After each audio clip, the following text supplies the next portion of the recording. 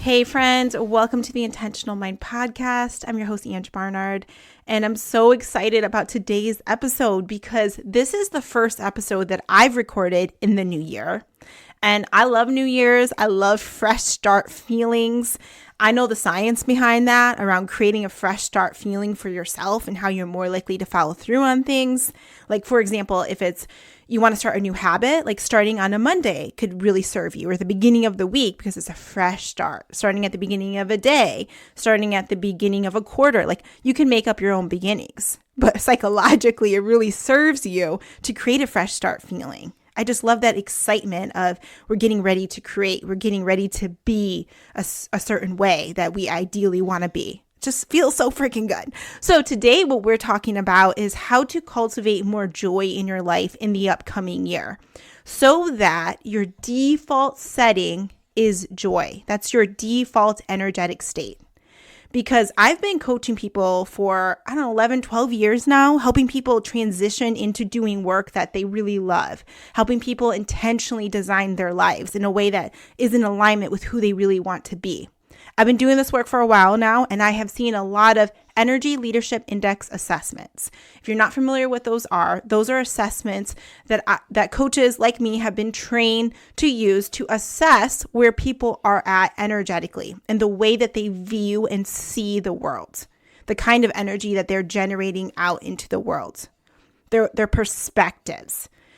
So when I've done these assessments on people, I have seen that it's very common for people to have a default setting of a stressful energetic state. What I mean by that is that they see the world from a very stressful place where their brain tends to focus on the problems and the things that are wrong. And then therefore, they generate a lot of catabolic energy, the energy that is destructive, the energy that makes you feel like crap, that kind of energy. That's the default to them. So the shifts need to happen to get you to see more possibility, to see the things to be grateful for and the blessings that you have in your life. Like that awareness needs to shift so that you're out of that default setting that some of us are on. So what my intentions are to help more people get into a default energetic state of joy, where that's where you go to automatically. Meaning like, let's say someone shows up and they treat you like crap, and you can still be at a joy-filled state. Like what? Wouldn't that be so freaking awesome if you could do that? I was just talking to my husband about that. We were both saying like, man, I wish that, when we were around someone who had lower energy and their energy just sucked, that we didn't let it affect us so much, that we could still be in a joy-filled state. Like we wish that was the case. We just got back from Hawaii. We ended our year in Hawaii, in Kauai, and then we went to Maui. And it was an amazing trip. We had so much fun. And when we were coming back home and we were in the airport, I wanted to go get something to eat. There were so many delays, y'all. We ended up having to sleep on the cold airport floor in LA. LA wasn't even on our path to come home, but we ended up having to take another flight because our original flight got canceled and we're traveling with a baby. And it was like 32 hours to get back home versus way less than that it was supposed to be. So we stayed the night on the cold airport floor. I was shaking because it was so cold, and my baby was sleeping on his little mat on the floor, and we're all snuggled as a family, my husband, my baby, and I, and the airport's completely empty. Anyways, when I look back, it's kind of fun looking back. I'm like, oh, we did that together. And I kind of see it as a positive thing now. But my point is as we were traveling, my stress was probably already building up where I'm like, I just want to get home and I'm tired, and that affects your energy. And going back to my point was that I was hungry. So I told my husband, like, let's go to one of the restaurants in the airport. This was one, I want to say it was in Honolulu. And I was like, let's go in there and just sit and like get something to eat. And he wasn't hungry at all, but I was like, let's go to this one. And it had this big, beautiful tree. Like there was a view of just this gigantic tree in the park. Because in the Honolulu airport, they have their own nature parks that you can access while you're in the terminals, which is so cool. You can actually step outside, but it's all, gated and covered. So you're still in, you don't have to go back through security, but it's like there. It's really cool. So anyways, this restaurant had a view of this gigantic tree. And I'm like, let's go sit over there. I'm like, it's going to feel so good to just relax and just, be like seeing this beautiful tree as we're eating. And then, y'all, the waitress comes and she's just feeling the blank. I know I'm being judgy here, but she was not in a good mood. And you could feel that catabolic energy show up. And she was like telling us that, she's like, you need to move. We had our stroller, and she's like, you need to get that out of the way. Move it out from there. And I was like, oh, like, she's like, it's going to affect other people that might sit here. And it was not anywhere near the table where it would affect anyone, where they moved a chair or anything like that. And I was like, oh, okay, I'm sorry. I was like, do you have a preference of where you want it to go? And she's like, just get it out of the way. And I'm like, okay. And then when she came to give us, take our order, she was just snappy and just kind of like, I would say thank you, and she wouldn't say you're welcome. She wouldn't say anything, like wouldn't even look at me. And I don't even know what was going on in her day, but I can tell you that when I walked into the restaurant, my energy was at a higher state where I'm like, yeah, so excited to sit by this tree, hang out with my little family, get something to eat. And then as soon as I was embraced with that kind of energy, I was like, like my energy, like I was like a deflated balloon. The energy went like down, and I was like, this person, like I was like, she's mean. And I like, I started going into a catabolic state too. And I was telling my husband, I'm like, I don't even want to go here. Like, I don't want to be here right now. I want to cancel my order, because I could just feel her energy was just crappy, and it affected my energy. It brought my energy down. And I was like, I don't want to be that person anymore. Like, I want to be the person that's like, I could just, without judgment, just see her and be like, she's probably having a rough day. I'm not going to let that bring my energy down. I'm going to vibrate at a higher energy. I'm going to be the person that's default joy and can stay there more, versus allow my channel to get switched because of how someone else shows up. Like, I'm still working on that, but I know people that can do that would have not let someone's behavior like that bother them and bring their energy down. I know people like that. I'm like, I want to aspire to be that person. So anyways, my point is that I was thinking about, okay, this new year, I want to be that person that the joy comes from within. It's not based on external circumstances. That's higher energy stuff. On my chart that I use with the 7 levels of energy, that's going to be up into like the 6th range out of 7 levels, where it's like my joy comes from within, not based on external circumstances. Like, the freedom in that. Like, what if you always showed up well, despite, again, how a customer or a client treated you, or how your significant other treated you, or how anyone treated you or said things to you? You're just like, I'm still good. My energy is in my power and in my control versus me giving it away to somebody else. Like, a really cool place to be.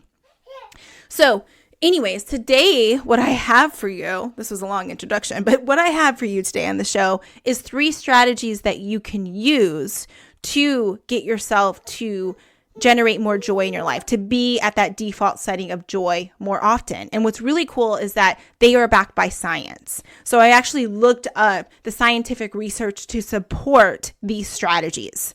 So I'm excited to share that with you today. All right, let's get right to it. I'm going to pull up my handy dandy notes. Also, let it be known, I got my little man behind me. He's crawling around on the floor.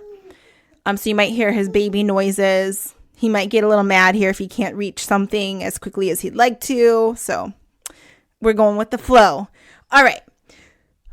So let's get to the first. So 3 strategies. The first one, I love this one. So I heard about this when I was traveling, listening to a masterclass from Dr. Wendy Suzuki. I love her TEDx talk. She talks about like the benefits of exercising, and she's a neuroscientist. And she is the author of the book, Healthy Brain, Happy Life, a personal program to activate your brain and do everything better. And I geek out about like the brain stuff. I haven't read this book, but I'm putting this on my list of books to read this year.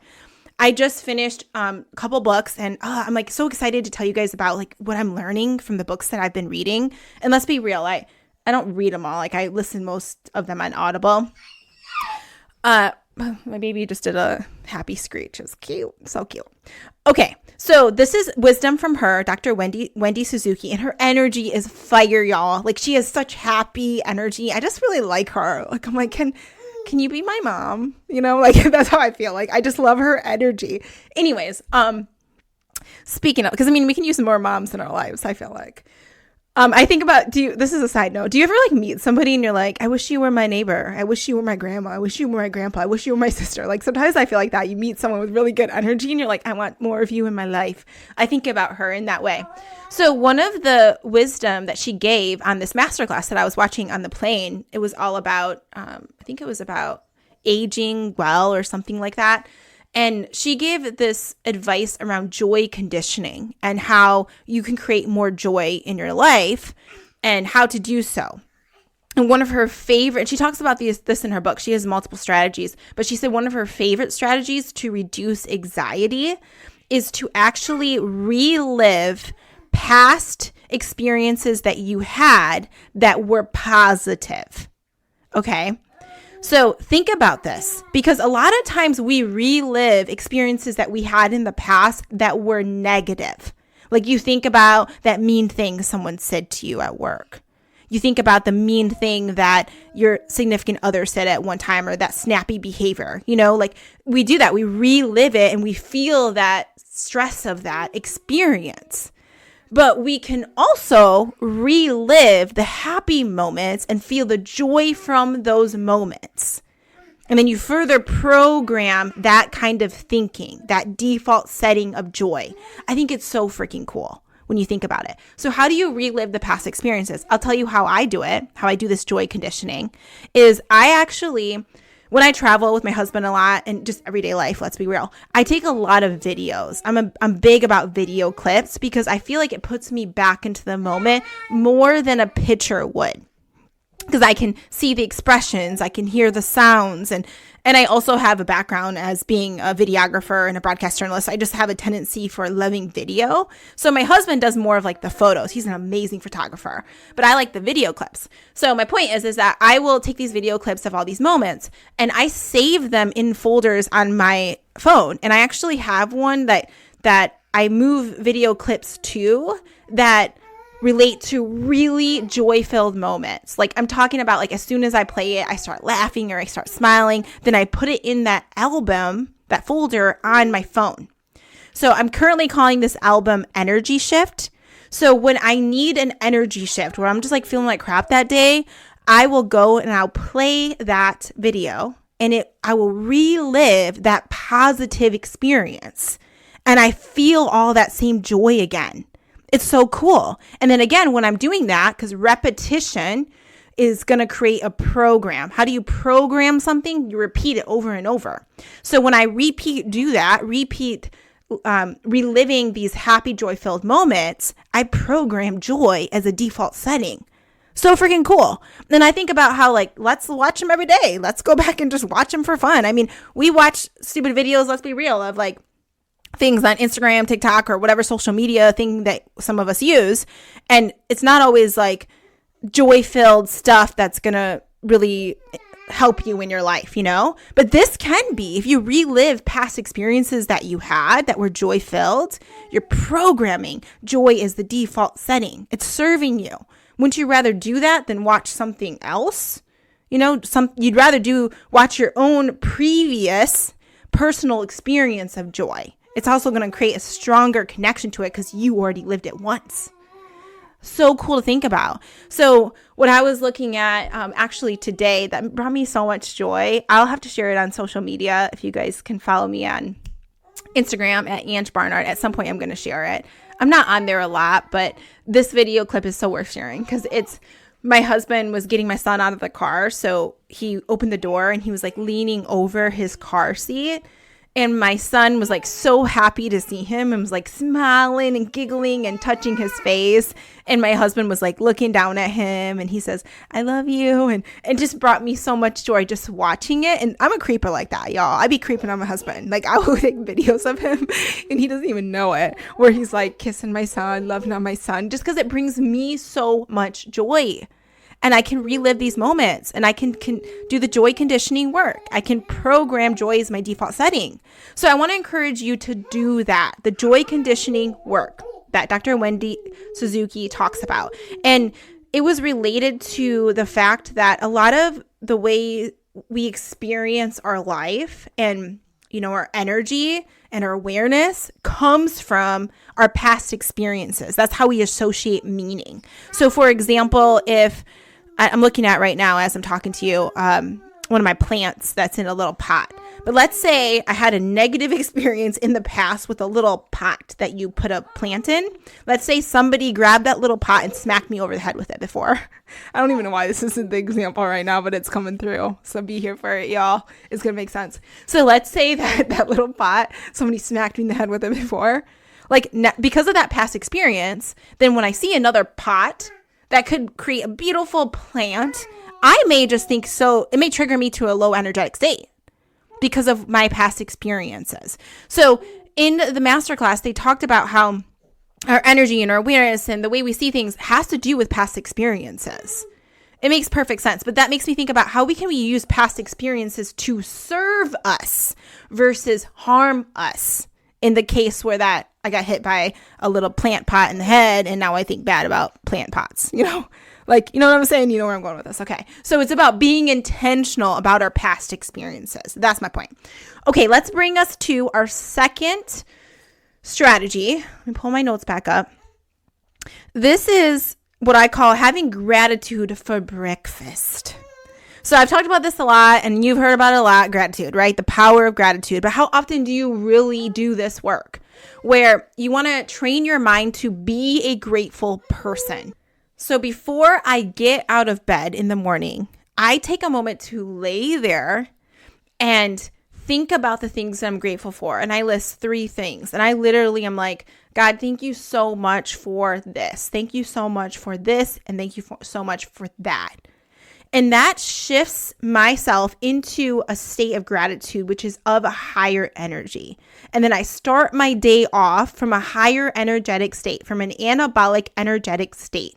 That is done very intentionally. Because you know how it is. I talked about this before. Like when it rains, it pours. You may have heard that saying. Well, sometimes it's like when you feel like you woke up and you're having like low energy and just kind of a rough day, you feel like more crappy stuff seems to happen. It seems to suck a little more.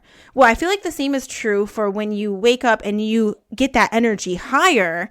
It's like you've shifted to a higher state and more awesome things, feel good stuff seems to come in from there. I just noticed that to be true in my life. So I always do my best to get my energy higher in the morning.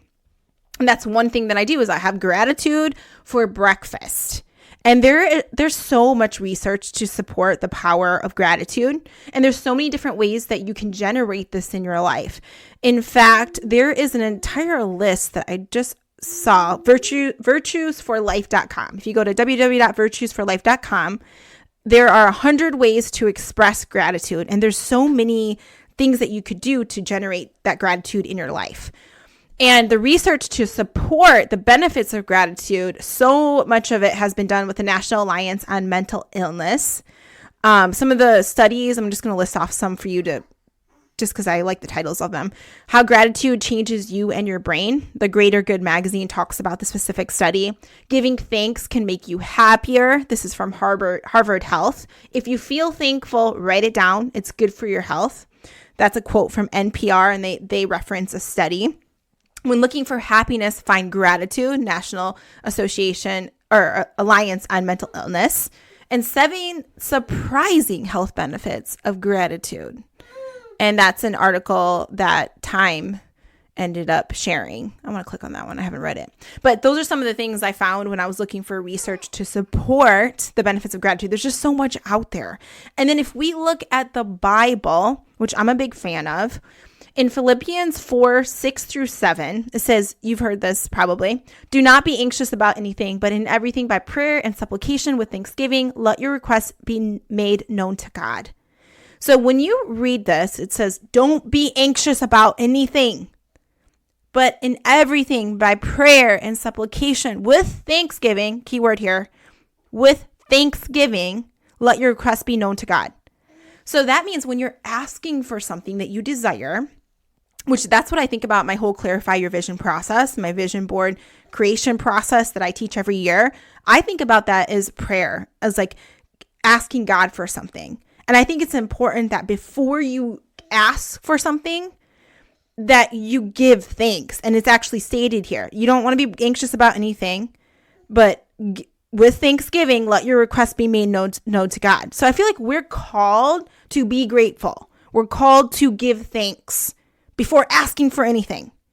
So sometimes I feel like I need that reminder. It's like when I'm like, God, please help me with this thing. I stop and I'm like, thank you for this. Like when we were stuck in the airport dealing with all the shenanigans and they lost our bags for days and all that. It's so easy to go to like, please God, help me with this. Like help get my bag to me. Help me get on a plane and get a spot so I can get home. Like it's so easy to go to that. But what I got to remind myself to do is instead of just being like, let's jump to like, please help me, pity me, like that energy state, jump to the energetic state of thank you, God. Thank you. So that shifts your energy too when you start to think about that. It'll shift my energy, and I'm telling you, it shifts the results that happen as a result of that. So if I'm in the airport, I'm dealing with these shenanigans like I was recently, it's like, thank you, God, for the fact that we're all safe. Like we've done some risky activities over this past week of the hiking situations we were in and all that, and we're all safe. We're healthy. Thank you for that. And then I go on the list of thank you for the fact that we can buy food while we're in the airport. Thank you for, and I go down on that list and it's like, it shifts my energy up. And then I might say, and hey God, do you think you can help us get a seat so we can get home? And that ended up happening for us. We actually got the last seats on another flight so that we could get home. Yes, it was a long delay still, but we later found out had we taken the original seats they wanted us to be on without God opening that door, because I'll tell you how he opened the door. But without God opening that door, we wouldn't have gotten home till 2 days later. That's what happened to the people that got put on that opposite, the seats that they originally rebooked people on. But what happened was for us was that we met someone in line as we were waiting to figure out what flight we were going to be able to get on. And this girl ended up finding some other flight, and she went to talk to some other a gate agent. And she told the gate agent, hey, like they booked her on another flight where she could get home a couple hours earlier. So she thought, and she was like, hey, there's a family traveling right now with a baby. Like, do you think they could get seats? And she's like, well, who are they? And the gate agent looked us up, and then the gate agent called us. Like, who does that? Like, it usually doesn't happen. If you're familiar with traveling, that usually does not happen when you're in the airport. They call you and they're like, let me please help you. Like, usually it's like, no, like they're busy. They're not going to call you. She literally called my husband and I and looked us up because somebody thought about us. And then we got booked on this other flight and we made it home. And I feel like that was an answer to a prayer, but I showed up with like Thanksgiving first. So this is the other thing I want to remind you of, the power of gratitude, the power of that energetic state, and how we're called to be this kind of person, this grateful person. So good, right? Like I want to be that person more in this upcoming year. I want to pray. I want to make my requests known to God, but I want to show up with a grateful heart first when I do it from a higher energetic state. And I'm going to reap the benefits of being in a higher energetic state because of it. I love this stuff. It's so good. Okay, let's go to our third and final strategy I'm going to share today. And this is having a vision you're excited about. I talk about this all the time. It's the main reason why I believe I've been able to help so many people intentionally design lives and careers that they love is because of this thing. It's because I help them create a vision they're excited about, that they're motivated to go after, that's in alignment with their values. So the strategy is that you create or have a vision you're excited about, and you track your progress for it. This is twofold. This is not just have a vision, and then that's going to make it so that you default to joy more. No, it's not. In fact, some people have a vision and it actually stresses them out more because they're like, it's not happening in my life. No, there's two parts to this, y'all. It's you have a vision you're excited about and you track your progress on working towards that vision, and you create celebratory days where you're celebrating your progress. This is all energy stuff. You're making it so you going after your vision is a fun, joy-filled thing. You got to train your brain to see it that way. All right, so this makes me think about how I have a Clarify Your Vision program, and I also used to run a Commit to Your Vision program, and that was about tracking your progress. creating celebratory times where we show up together. And then let me tell you the research behind this. It's so good. Okay, first off, we're going to talk about the vision side of it. So one of my favorite neuroscientists, Dr. Tara Swart, she says this: looking at images on a vision board primes the brain to grasp opportunities that may otherwise go unnoticed. That's because the brain has a process called value tagging, which imprints important things into your subconscious and it filters out unnecessary information. In a nutshell, your vision board, if you do it intentionally, like in my process that I teach, you create it intentionally. What happens is it's not just like a vision board woo-woo thing. It becomes a training your brain tool. It's a tool to train your brain to be who you want to be, because it primes the brain to be like, oh, like look for stuff in alignment with this. It value tags. It tells your brain what's important. So you're more intentional. You guys hear my little man? He's like trying to bounce around and crawl. All right. So that's the basis for the vision, why it's helpful for you to create one and to do it in a very intentional way, like in our process. And then I want to talk to you about another study. This one is related to tracking your progress and the benefits of that. Okay. So it says, I have these quotes written down. If you want to hit your goals, check your progress often. So there was a big study that was done by researchers at the University of Sheffield, and they looked at nearly 20,000 people. And they found that the more you track your progress, the more likely you are to succeed.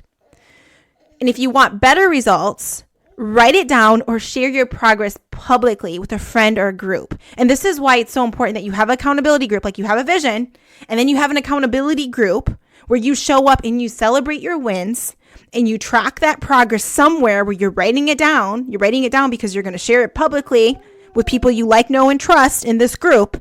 You're going to be more likely to create the results that you want. And that is why every year when we're talking about clarifying your vision, we say, hey, and then join us for the other part of it, the training to be that person. And this also involves tracking your progress and celebrating with people that you like, know, and trust, which is in our group. It's going to make it so you more likely follow through.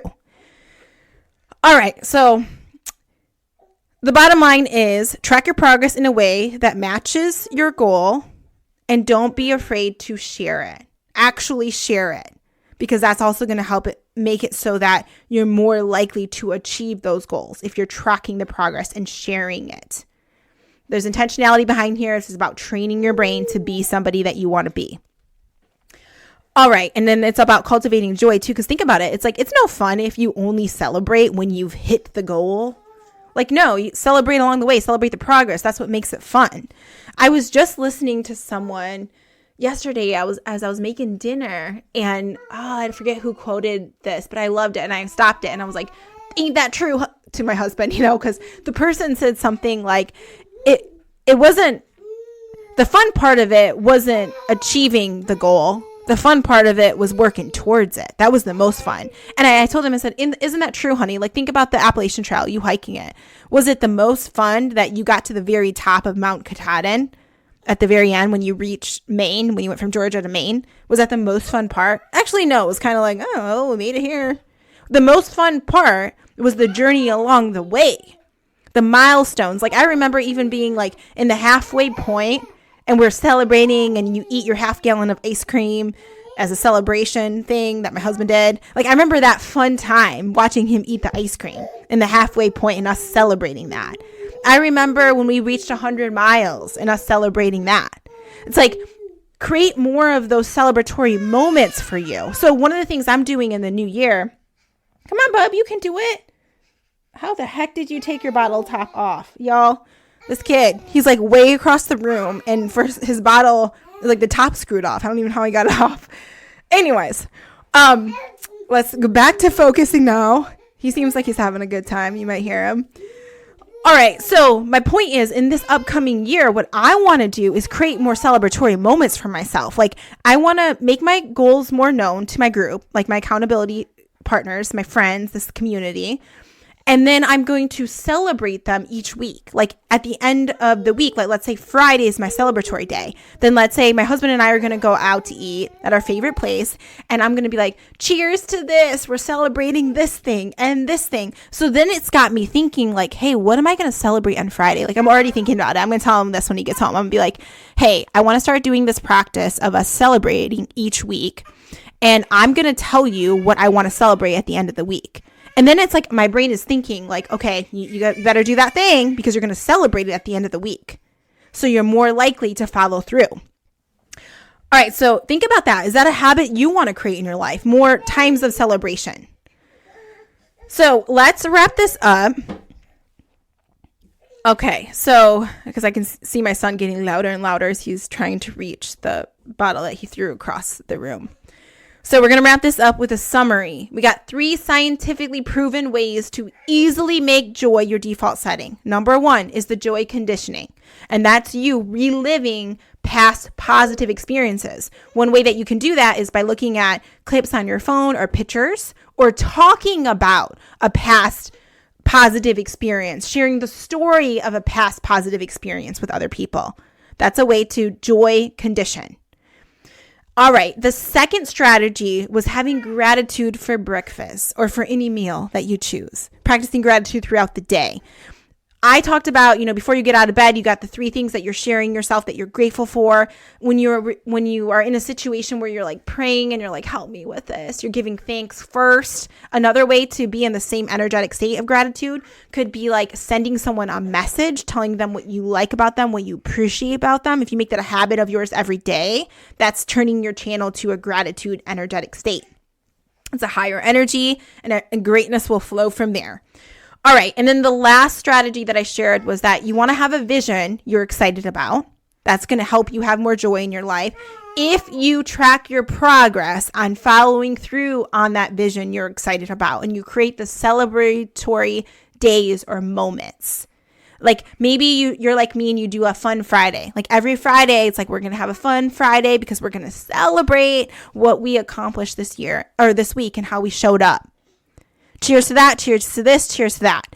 Like think about how much more likely you're going to follow through. And the other thing I would encourage you to do too, the research supports that it's better for you, you're more likely to follow through on your goals when you have a group, when you're publicly declaring what you're doing to other people. More likely to follow through. So get yourself an accountability group to help you follow through with that vision. But if you need help getting a vision and doing it in a way that aligns with how your brain works, then you can still join us. In fact, I'm teaching this course live. It's a retreat online. It's on Sunday, January 12th at 2 p.m. Eastern Standard Time. It's 3 hours long. I do it every year. Haven't been good about promoting it this year, so it's probably going to be a smaller group, but that's okay because these people that are joining this group, they're going to kill it this year, I'm telling you, in a very good way. They're going to go after their dreams and goals. All right, and we're going to hold each other accountable too, because I'm going to share a way that we can be in a small accountability group that's very affordable, and that's going to help us all follow through. So if you still want to be a part of that, you can. If you hear this on time, you can use the code JOY, capital J, capital O, capital Y for 25% off, which makes it under $70 to join the retreat, the online retreat. And you'll end up having a clear vision for yourself. You'll be excited. And then you can create that visual image to train the board to train your brain. And then you can join our accountability group if you choose to. The only people that can join the accountability group are the people who have done Clarify Your Vision. So I encourage you to sign up. If you don't get this on time and you're listening to it at a later date, you can always look for the online course to be released, and you could do some of that work on your own as well. It's never too late to come up with a vision around who you want to be and just create a fresh start feeling for yourself. All right. I hope you have an awesome day and you enjoyed listening to this episode, and I hope to see you soon.